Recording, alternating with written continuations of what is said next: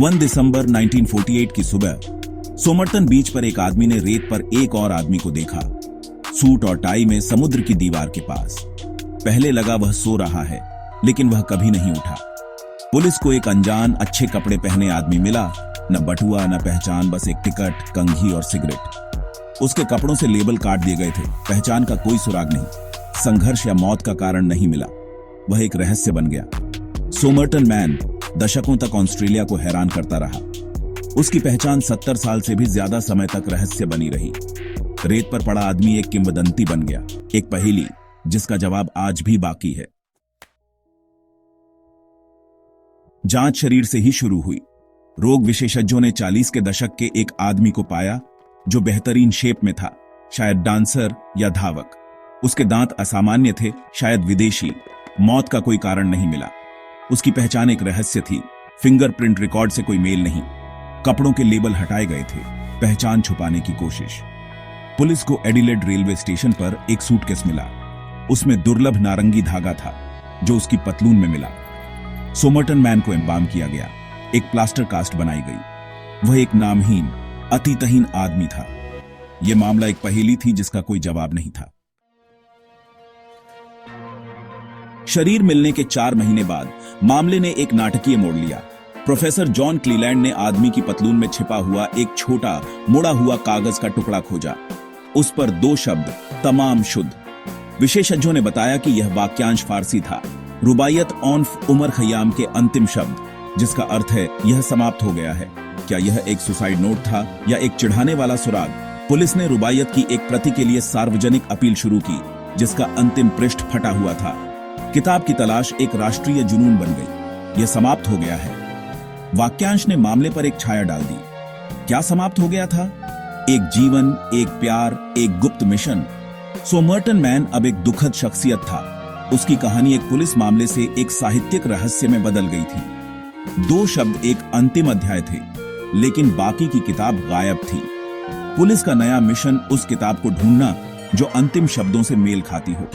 जनता इस काव्यात्मक भयावह संदेश से स्तब्ध थी। यह मामला अब केवल एक शरीर के बारे में नहीं था, यह एक अधूरी कहानी के बारे में था। जवाबों की तलाश तेज हो गई, रहस्य गहरा गया। दुनिया अगले सुराग का इंतजार कर रही थी। महीनों बाद ग्लेनेल से एक आदमी पुलिस के पास आया। उसके पास एक रहस्यमयी किताब थी। सोमरटन मैन के मिलने के अगले दिन उसने अपनी कार में रुबायत ऑनफ उमर खयाम की एक दुर्लभ प्रति पाई थी। अंतिम पृष्ठ फटा था, तमाम शुद्ध गायब था। मृतक की जेब से मिला टुकड़ा किताब में पूरी तरह फिट बैठता था। कवर पर एक अनलिस्टेड फोन नंबर और 5 लाइन का कोड था। 1940 के दशक के अंत में ऑस्ट्रेलिया शीत युद्ध के डर से घिरा था। अब यह रहस्य राष्ट्रीय सुरक्षा का मामला बन गया था। किताब और कोड ने सब कुछ बदल दिया। रहस्य और गहरा हो गया था। सोमरटन मैन का रहस्य अब भी अनसुलझा है। रुबायत में कोड अक्षरों का एक जंबल था, 5 पंक्तियों का लंबा, जिसमें एक पंक्ति काट दी गई थी। शीर्ष क्रिप्टोग्राफरों ने इसे तोड़ने के लिए हर तरीका आजमाया, लेकिन संदेश ने सभी प्रयासों का विरोध किया। यह एक जटिल सिफर हो सकता था या बस लेखक को झांत प्रारंभिक अक्षर। कोड आज तक अनसुलझा है। इस बीच पुलिस ने अनलिस्टेड फोन नंबर को जेसिका थॉमसन तक पहुंचाया, जो सोमरटन बीच के पास रहने वाली एक नर्स थी। सोमरटन मैन का प्लास्टर कास्ट दिखाए जाने पर जेसिका की प्रतिक्रिया सदमे वाली थी। वह लगभग बेहोश हो गई थी। उसने आदमी को जानने से इनकार कर दिया, लेकिन उसकी प्रतिक्रिया अविश्वसनीय थी। जेसिका ने स्वीकार किया कि उसके पास कभी रुबायत की एक प्रति थी, जिसे उसने अल्फ्रेड बॉक्सॉल नाम के एक सेना लेफ्टिनेंट को दिया था। पुलिस ने सोचा कि उन्हें उनका आदमी मिल गया है, लेकिन बॉक्सॉल जीवित और ठीक था और उसके पास अपनी किताब की पूरी प्रति थी। मृत व्यक्ति बॉक्सॉल नहीं था। जेसिका का नंबर किताब में क्यों आया? मामले से उसका संबंध निर्विवाद था, लेकिन उसने कोई जवाब नहीं दिया। जेसिका रहस्य में केंद्रीय शख्सियत बन गई, अपने रहस्यों को करीब रखती थी। कोड, किताब और नर्स ने साजिश का एक त्रिकोण बनाया।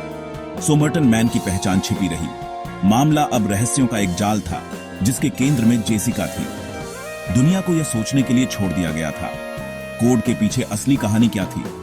रहस्य बना रहा, अनसुलझा। सोमरटन मैन की चुप्पी बहुत कुछ कह गई। जेसिका थॉम्सन का सोमर्टन मैन से संबंध निर्विवाद था, लेकिन उसने बहुत कम खुलासा किया। प्लास्टर कास्ट पर उसकी प्रतिक्रिया एक गहरे छिपे हुए संबंध का सुझाव देती थी। जासूसों का मानना था कि वह किसी को या खुद को बचा रही थी। वह अल्फ्रेड बॉक्सॉल के बारे में अपनी कहानी पर अड़ी रही, लेकिन इससे कुछ नहीं निकला। जेसिका चुप्पी की दीवार बन गई। सालों बाद शोधकर्ताओं को पता चला कि उसका एक बेटा था, रॉबिन, जिसका जन्म सोमर्टन मैन की मौत के आसपास हुआ था। रॉबिन में मृत व्यक्ति के साथ आश्चर्यजनक शारीरिक लक्षण साझा थे। इससे अटकलें तेज हो गईं। क्या सोमर्टन मैन रॉबिन का पिता था? सिद्धांत ने एक गुप्त प्रेम संबंध और एक दुखद अंत का सुझाव दिया। जेसिका ने 2007 में अपने रहस्यों को अपनी कब्र में ले लिया। लगभग 60 वर्षों तक वह सोमर्टन मैन की छाया में रही। उसकी चुप्पी ने रहस्य को और गहरा कर दिया। उसके पास जो जवाब था वह कभी सामने नहीं आया। यह सिद्धांत कि सोमर्टन मैन रॉबिन थॉम्सन का पिता था, आधुनिक जांचों का केंद्र बन गया। रॉबिन को रहस्य से अपने संभावित संबंध के बारे में पता नहीं था। वह अपनी मां की तरह एक नर्तक बन गया और बाद में एक तकनीशियन। शोधकर्ताओं ने रॉबिन और सोमर्टन मैन के बीच दुर्लभ शारीरिक समानताओं पर ध्यान दिया, लेकिन समानताएं सबूत नहीं थीं। एक वयस्क के रूप में रॉबिन से शोधकर्ताओं ने संपर्क किया, लेकिन उसकी मां अपने पिता की पहचान के बारे में टालमटोल करती रही। संभावना उस पर भारी पड़ी। डीएनए ने एक नया रास्ता पेश किया। यदि रॉबिन और सोमर्टन मैन संबंधित थे, तो विज्ञान इसे साबित कर सकता था। रॉबिन की 2009 में मृत्यु हो गई, लेकिन उसके या उसके वंशजों के डीएनए का उपयोग करने की उम्मीद बनी रही। चुनौती 1949 में दफन किए गए सोमर्टन मैन से डीएनए का नमूना प्राप्त करना। उत्खनन विवादास्पद था, लेकिन कुछ के लिए यह जवाबों की अंतिम उम्मीद थी। प्रोफेसर डेरेक एबॉट ने मामले को सुलझाने के लिए आधुनिक विज्ञान के लिए जोर दिया। दशकों के बाद दुनिया उस आदमी को उसका नाम देने के लिए आनुवंशिकी का उपयोग करने के लिए तैयार थी। रहस्य अब एक पारिवारिक कहानी थी, साथ ही एक राष्ट्रीय भी। पहचान की तलाश जारी रही। 2021 में सोमर्टन मैन के शरीर को निकाला गया। फोरेंसिक वैज्ञानिकों ने मूल प्लास्टर कास्ट से कुछ बालों के स्ट्रैंड बरामद किए। इन्होंने वंशावली अनुसंधान के लिए पर्याप्त डीएनए प्रदान किया। टीम ने एक फैमिली ट्री बनाया, एक मैच की तलाश में। जुलाई 2022 में सफलता मिली। सोमर्टन मैन की पहचान कार्ल चार्ल्स वेब के रूप में हुई, जो मेलबर्न के एक इलेक्ट्रिकल इंजीनियर थे। वेब की मृत्यु के समय 43 वर्ष की आयु थी, जो मूल अनुमान से मेल खाती थी। वह अपने जीवन से गायब हो गया था, अपनी पत्नी से अलग हो गया था। उसकी मौत का कोई रिकॉर्ड नहीं था। नाम प्रोफाइल में पूरी तरह से फिट बैठता था। वेब की तकनीकी पृष्ठभूमि कोड की व्याख्या कर सकती थी। उसका टूटा हुआ व्यक्तिगत जीवन, उसका गायब होना। 74 साल बाद सोमर्टन मैन को आखिरकार एक नाम मिल गया, लेकिन नए सवाल उठे। वेब मेलबर्न क्यों छोड़ गया? अपनी पहचान क्यों मिटाई? जेसिका थॉम्सन से उसका क्या संबंध था? सार्वजनिक रिकॉर्ड ने वेब और जेसिका के परिवार के बीच एक संभावित संबंध का संकेत दिया, लेकिन कुछ भी निश्चित नहीं था। उसके अंतिम दिनों का केंद्रीय रहस्य अनसुलझा रहा। नाम एक शुरुआत थी, अंत नहीं। सोमर्टन मैन की किंवदंती जीवित रही। दुनिया के पास एक जवाब था, लेकिन पूरी कहानी नहीं, पहेली बनी रही।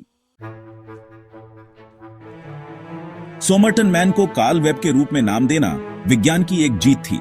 सबसे पुराना सवाल, वह कौन था? आखिरकार जवाब मिल गया।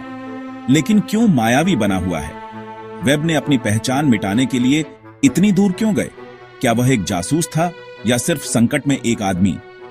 क्या वह प्यार के लिए एडिलेड आया था या कुछ और गहरा? मौत का कारण अभी भी अज्ञात है। कहानी में एक महान रहस्य के सभी तत्व हैं। एक अजनबी, एक कोड, कविता की एक किताब, एक रहस्यमयी महिला और बिना किसी कारण के मौत। हर जवाब और सवाल खड़े करता है। डीएनए के साथ भी कुछ रहस्य दफन रहते हैं। सोमर्टन बीच पर क्या हुआ था, इसका अंतिम सत्य कभी पता नहीं चल पाएगा। यह मामला समाधान की हमारी आवश्यकता को चुनौती देता है। कार्ल वेब की कहानी समाप्त हो गई है, जैसा कि उसकी जेब में नोट में घोषित किया गया था, लेकिन हमारे लिए रहस्य बना हुआ है। एक अकेला ऑस्ट्रेलियाई समुद्र तट की रेत पर लिखा एक कालातीत पहेली। सोमर्टन मैन की किंवदंती कभी खत्म